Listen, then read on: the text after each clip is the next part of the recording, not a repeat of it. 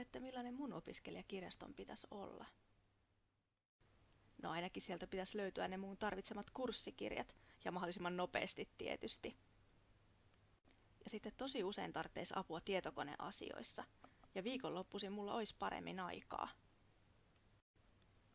Kopiot sais kyllä olla opiskelijoille ilmaisia, ja sakotkin olisi kiva joskus saada anteeksi.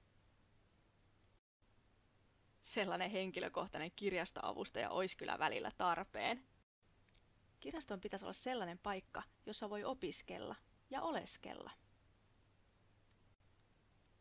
Kirjastokissa olisi niin ihana. Siis totta kai henkilökunnan pitää kans olla mukavaa. Kysymme asiakkailta palautetta valmiiden idealappusten avulla. Pöytä täynnä värikkäitä ja vähän hassujakin lappusia herättivät mielenkiintoa, ja asiakkaiden oli helppo poimia niistä itselleen sopivimmat. Tämä oli mielestämme helppo ja hauska tapa saada asiakkaat mukaan kirjaston kehittämiseen.